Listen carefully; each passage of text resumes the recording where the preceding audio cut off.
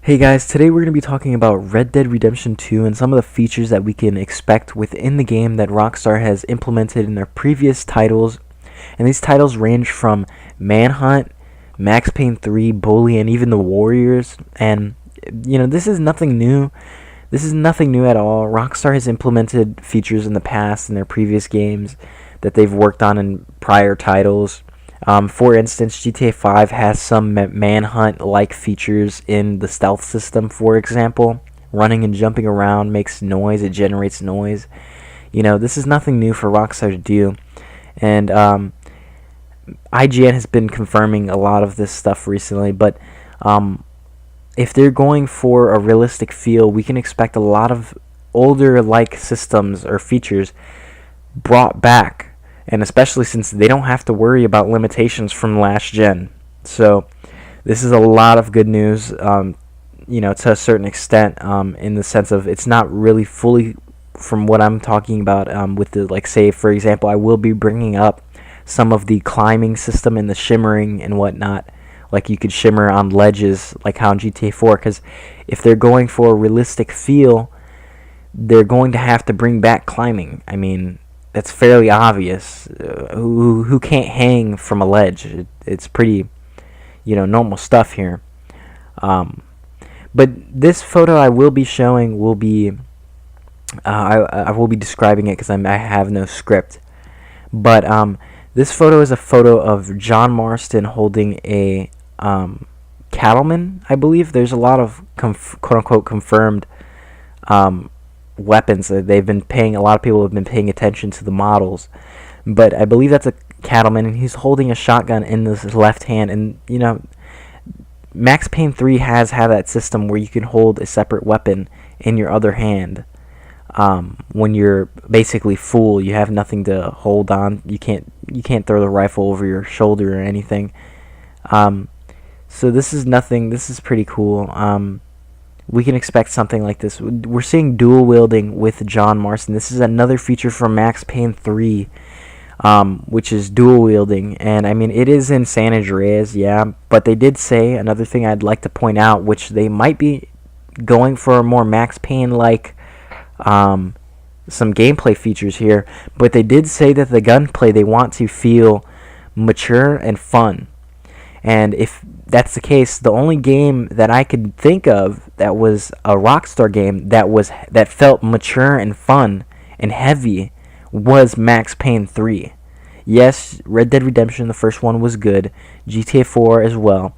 But Max Payne was just a mature gun like it was basically a gun simulator game, almost to a certain extent. So you're definitely seeing John dual wield here. This is nothing new. Like I said, it's in Max Payne 3.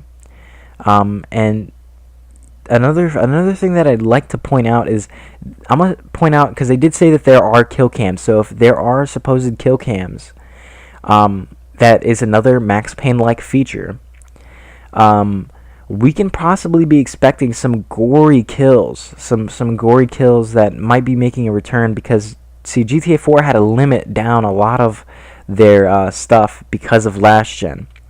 That's what it seems like, at least. I'm not Rockstar, but I will be showing some screenshots that somewhat look as if they are almost kill cams. To be honest with you, they could possibly be kill cams, and I'm just pointing that out in the sense of how Max Payne's kill cams work. And I will be showing some Max Payne kill cams, and you can kind of get a gist of what I'm trying to go for. Another feature that I've also not a feature, but this is more gameplay story wise, that nobody's really seemed to point out, and not really nobody, I'm sure there's some people that I haven't watched point out, but if you look at this photo, this is a photo of the Dutch gang, basically. John is a little bit, he's to the left, but on Dutch's right, if anything. John's a little to the left, and he looks way younger. But if you look at this photo of John dual wielding, you can clearly see that his scars are not only there, but they look somewhat aged, like a few years have gone by. So going from 1899, we can go from 1899 to 1906, that's when I believe John was left for dead. I believe so. I think 1906 was the correct year. Basically, if that's the case, then most likely it's not. A lot of people are kind of confused on the storyline, but we can expect possibly this is a year gap. We can kind of, I wouldn't compare it to Mafia 2, but I do know in Mafia 2 he does go to prison, I believe. Spoiler alert if you haven't played Mafia 2, but who the hell hasn't really played it? But yeah, there are these screenshots that I would like to show off. And basically, another thing is this is I don't really have screenshots for these, what topic I'm about to talk about right now, but the manhunt features and the warriors features, what we can somewhat expect from with those features specifically are not only stealth system, and I wouldn't say executions, but there is one scene where he does hit a guy with the butt. That's more of a Max Payne execution, if anything. So this wouldn't really count. But you do see, I think Arthur hit a guy with the butt of his rifle. And if that's the case, this could be like a Max Payne-like execution, because in Max Payne, if you got up really close to somebody and hit the firing button, he'll basically like butt them with the like butt of the gun. He'll just fucking hit them in the face and like just straight up like execute them basically. So in that trailer, I mean, just seeing him hit that AI with the butt of the rifle, we can expect some Max Payne executions. The Warriors aspect of it, what we can expect from that would be taking almost like companions or like gang members with you. So say if I were to, I don't know, I believe this should be, and this probably is a thing in Red Dead. Why wouldn't they add this? But I'm sure that if you can take a gang member with you on a heist, I'm sure they can follow you in other areas as well.